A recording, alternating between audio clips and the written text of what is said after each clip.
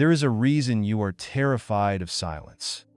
If I took your phone away, turned off the internet, locked the door, and left you in an empty room with nothing but your own thoughts for 24 hours, you wouldn't feel peace. You would feel panic. In a famous study, psychologists gave people a choice: sit alone in silence for 15 minutes or receive a painful electric shock. 67% of men and 25% of women chose the electric shock. Think about that.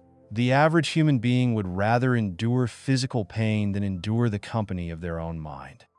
Why? Because deep down, you suspect something unsettling. You suspect that if you strip away the job, the relationships, the social media validation, and the noise, there might be nothing left underneath. You feel exhausted, not because you do too much, but because you are constantly running from yourself.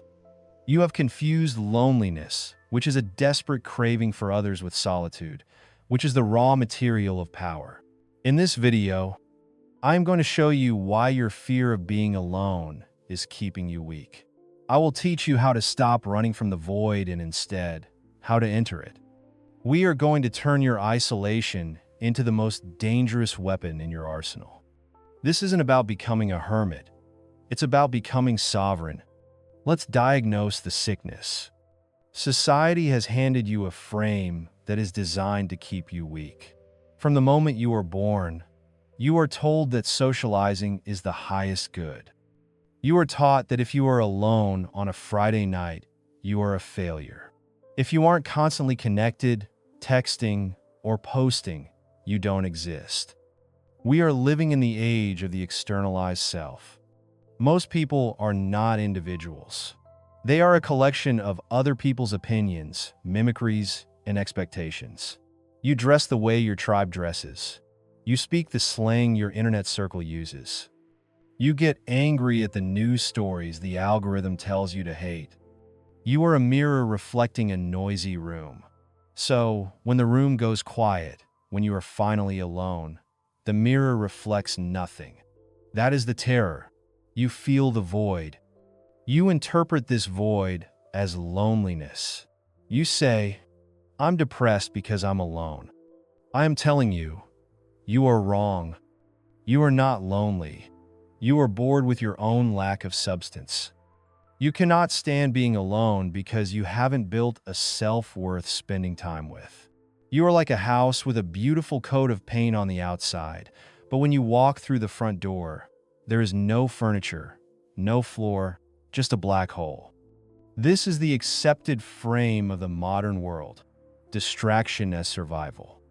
We use noise to anesthetize the pain of not knowing who we are. But here is the cost. As long as you are addicted to the validation of the herd, you are a slave to the herd. You cannot lead, you cannot create, and you cannot master your life if you need constant feedback to feel alive. The ancient Stoics and the desert mystics knew a secret that we have forgotten. Solitude is not a penalty. It is a laboratory. But to use it, you have to stop treating aloneness like a disease and start treating it like a cure. Let's go deeper. Let's look at the mechanics of why this happens. Evolutionarily, you are wired to be terrified of isolation. 10,000 years ago, if you were kicked out of the tribe, you died.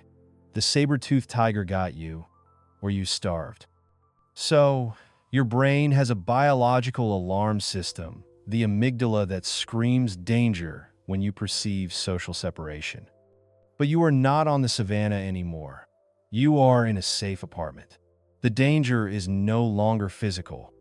It is psychological. Friedrich Nietzsche said, "The individual has always had to struggle to keep from being overwhelmed by the tribe. If you try it, you will be lonely often, and sometimes frightened. But no price is too high to pay for the privilege of owning yourself." Owning yourself. That is the key phrase. In Jungian psychology, there is a concept called individuation. This is the process of becoming a distinct, integrated whole. But Jung was clear. You cannot individuate while you are merged with the collective consciousness, the mob. To find out who you are, you must sever the connection.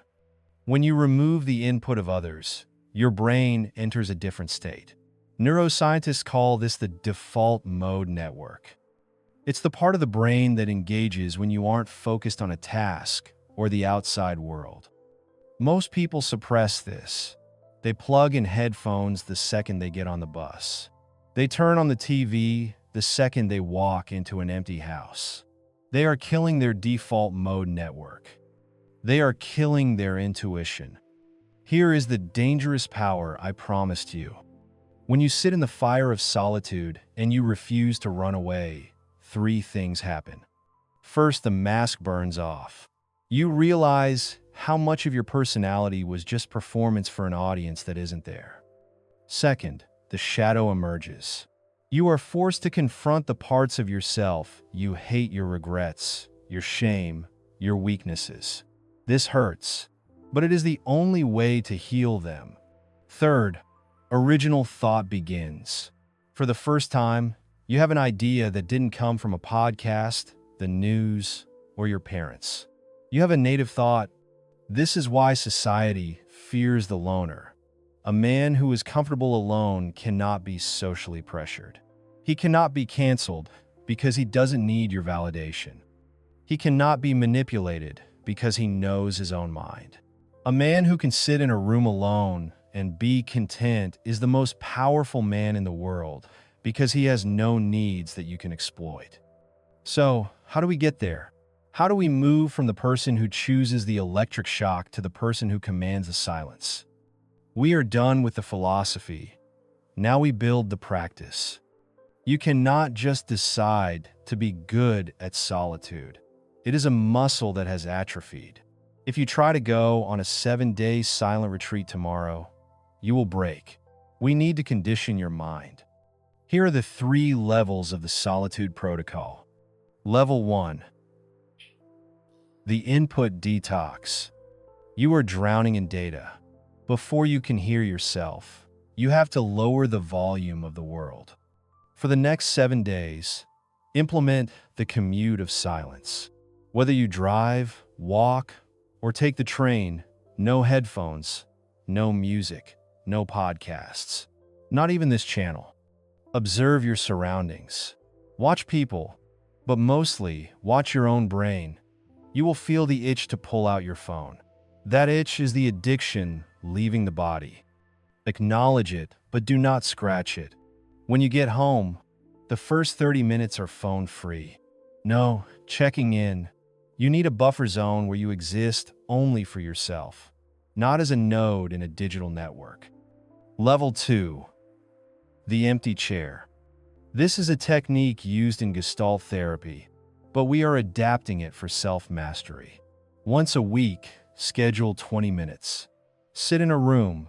Put a chair opposite you.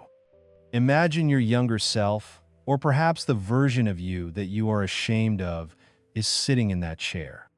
Sit in silence with that presence. Most people run from their past. In this silence, you invite it in. Don't speak out loud. Just look at the empty chair and ask, "What are you trying to tell me?" The silence will eventually answer. It might bring up a memory, a guilt, or a fear. This is shadow work. The only way to integrate your demons is to sit in a room with them until they stop scaring you. Level 3. The sovereign hour. This is where the power is generated. You need to stake a claim on your time. You need 1 hour every single day where you are completely unreachable.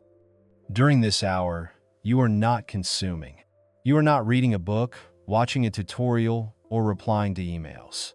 You are creating or contemplating. Write, strategize your life, draw, or simply sit and think about a single complex problem. If you don't have a task, you sit and stare at the wall. You do not leave the chair. This teaches your brain that internal production is greater than external consumption. This is how you turn solitude into an incubator for genius. This is how Isaac Newton discovered gravity during the isolation of the plague. He didn't have Netflix. He had a window and a mind that was free to wander. When you integrate these practices, something shifts in your eyes. You stop walking into rooms looking for approval. You stop vibrating with that nervous energy that screams, "Please like me." Instead, you carry a stillness with you. People will notice it. They will be drawn to it, even if they don't understand it. In a world of desperate noise, silence is magnetic. You will realize that aloneness is not the same as loneliness. Loneliness is the poverty of self. Solitude is the richness of self. The goal is not to live on a mountaintop. The goal is to bring the mountaintop with you into the city. To be able to stand in the middle of a crowd and remain completely whole, completely sovereign, and completely at peace. That is the dangerous power of being alone. You become a world unto yourself. If you are ready to stop running and start building that sovereign mind, you know what to do. Don't just watch this video and click the next one for a dopamine hit. Turn off the screen. Sit in the silence and see who is waiting for you there.